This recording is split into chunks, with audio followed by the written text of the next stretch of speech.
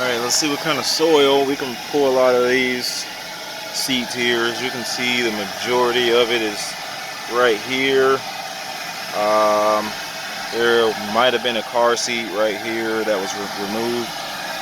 We got some underneath the car seat things, and you can see the dents right there from the car seat. However, I won't be able to get that out, not today.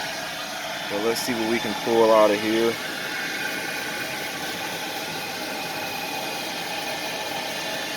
And this pre-spray is my own concoction of encapsulation cleaner, well, encapsulation carpet and upholstery shampoo, and some lemon scent ammonia. There's a reason I use both when it comes to doing upholstery, especially in vehicles. I made the wrong decision of putting it inside this spray bottle because I didn't want to use my pump sprayer and just kind of blast it on there. But I didn't realize how much longer this is taking me.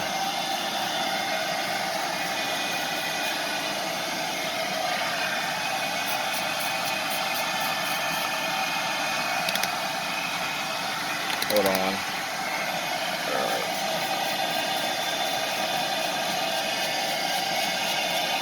Alright. That should be good enough.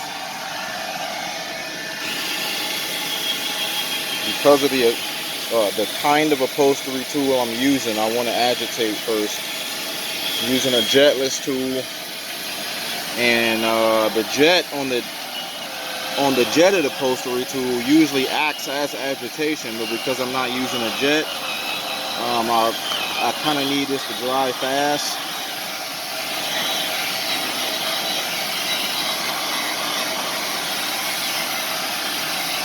You know, I have to go back and agitate myself. I don't know what that is. Let me see if I can get something to get it out.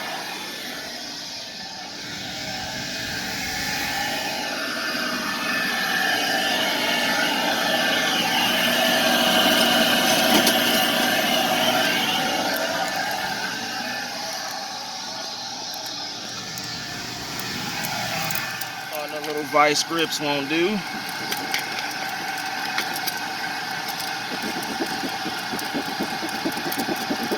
Just to kind of, break that up a little bit. Then clean up my overspray. And that's the other reason why I used a jetless tool, is because I didn't want to have so much overspray to tackle. So here we go. And you're gonna see all this turn brown and tan and all that good stuff. So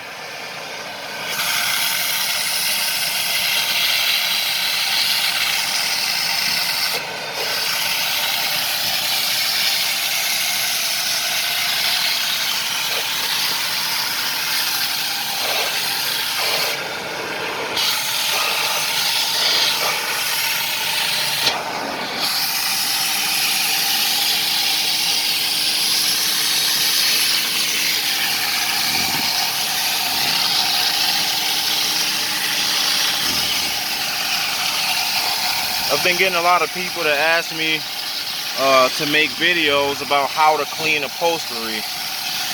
Well, it just really depends on what kind of upholstery you're cleaning. You know, auto upholstery is different from furniture. And then, synthetic fabrics is different from linen and cotton. So, I mean, it's all really the same concept most of the time, except for when you have a fine fabric such as cotton and linen, like a cotton blend or whatever. But it's all really the same concept. You spray the pre-spray on, you agitate it, you suck it up. Now what you clean it with, you're gonna have to do a little research on that. A lot of times I use ammonia because it does not leave soapy residue, and I also use encapsulation shampoo that's designed for upholstery cleaning, because it's well, first of all, it's an end cap, which means it can pretty much just vacuum right back off the fabric. It kind of coats the fabric until it's vacuumed off, and that's not a soapy residue. It doesn't really attract, like it doesn't attract more soil. And plus it's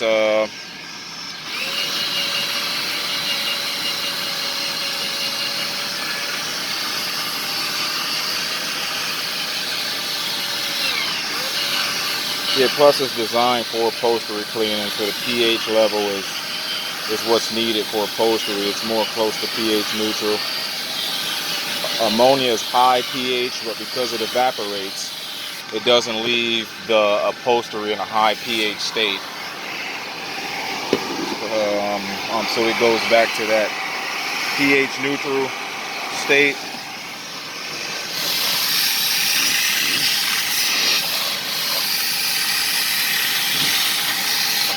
Now I know a lot of people are asking, well, why didn't you just use this, as an end cap? Why do you extract it? And that reason is because I like the shampoo that I use. It's the Kirby shampoo.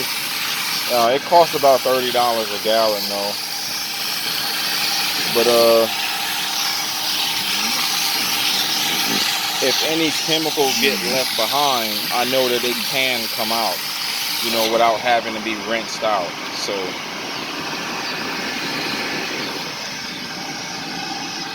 there you go. Now I've got this seat right here clean. This back I haven't cleaned yet, but I'm gonna probably, go ahead and end this video here. If anybody have any questions, just let me know. This does look a little weird, but there's really nothing I can do about it though.